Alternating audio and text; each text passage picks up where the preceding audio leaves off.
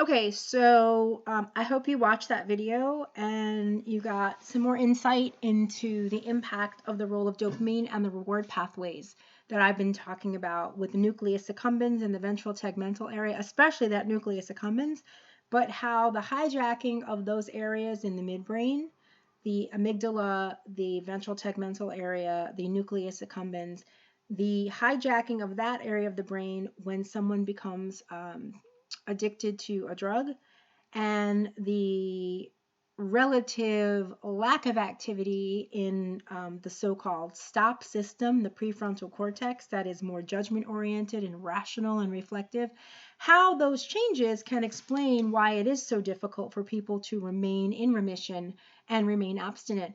And before I end the lecture with a few slides on the genetics or heritability of alcoholism in particular, I just want to say a few more things about the research on dopamine in those pleasure centers of the brain. So if you look on slide 18, what the studies indicate collectively is that over the long haul, with excessive use of a substance, dopamine suppression is the net effect. And that's what I sort of alluded to in the prior slides before you watched the segment on the science of addiction. Research suggests that chronic use of a substance of addiction reduces the numbers of receptors on the receiving neurons for dopamine. So as I was saying, a neuron fires, releases dopamine. Another neuron absorbs that dopamine in the receptors that it has. And then what normally is supposed to happen is that a reuptake process occurs where excess dopamine left over in what's called the synaptic cleft between the two neurons gets recycled so that it can be used again. Unfortunately, chronic use of a drug, let's say like cocaine, not only reduces the number of receptors to receive the dopamine when it is released, but also reduces the brain's ability, as I said previous to the video that I asked you to watch, reduces the brain's ability to even produce dopamine for the reasons that I said.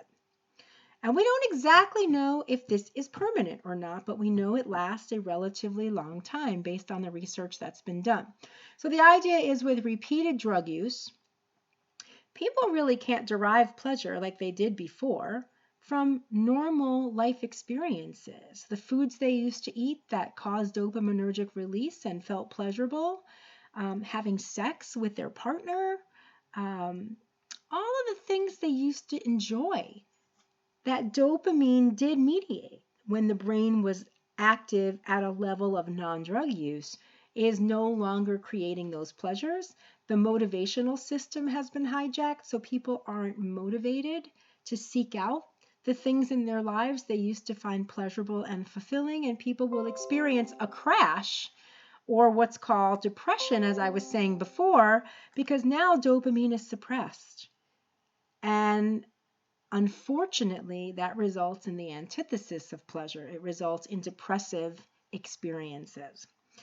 The user becomes dependent on drugs to produce the feelings of pleasure that they had initially. Of course, that's what chasing the high means when people say they were chasing the high. It's because once they change the brain and once they suppress the brain's ability to properly manufacture and receive dopamine, they can't really experience pleasure anymore. So they're constantly trying to get more and more and more of the drug to get it back, but they can't because they fundamentally changed the biochemistry of their brain. So eventually what happens is the positive reinforcement is no longer happening. It's not like in the beginning where the person snorted the cocaine and it released so much dopamine and felt so incredible that they wanted to do it again to feel that desirable outcome. Instead, when they don't use, they have depression, they have anxiety, they have stomach issues, they have headaches, they have exhaustion, all aversive consequences, because now without the drug, their brain can't function properly. So what was once a positive reinforcement explanation for seeking out the drug is no longer that. It is now negative reinforcement. So let me remind you what negative reinforcement means. You learned this in intro and multiple other classes that you've taken.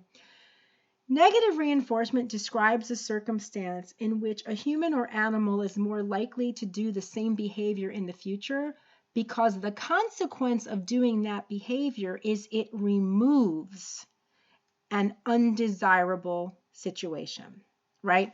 So in this case, by seeking out and using the drug again, the person who was abstinent and experiencing exhaustion, depression, shaking, sweating, stomach problems, confusion, they're taking away those very aversive, unpleasant withdrawal symptoms. And so what once started out as a positive reinforcement explanation for continued drug use becomes a negative reinforcement circumstance. And people will tell you they no longer get the pleasure out of using the drug that they used to. They just don't feel like shit when they don't use it. So no high, but no withdrawal symptoms either. It's a very different reason because they've changed the brain's chemistry fundamentally. In addition to that, the changes in the brain's dopaminergic reward pathway explain the extremely intense cravings that individuals who try to be abstinent will have when they don't use. Because without the drug, dopamine levels crash. Because remember what I said. The brain cannot make, nor can it recycle, nor can it respond the same way to dopamine as it did before addiction. And so in addition to that, there's anxiety during the withdrawal phase when they're not using the drug, and people have a lot of difficulty maintaining abstinence. That's why there's a high relapse rate, because the changes in the dopaminergic system in the brain are making it extraordinarily difficult for the person to function without the drug because the dopamine levels are so low now naturally.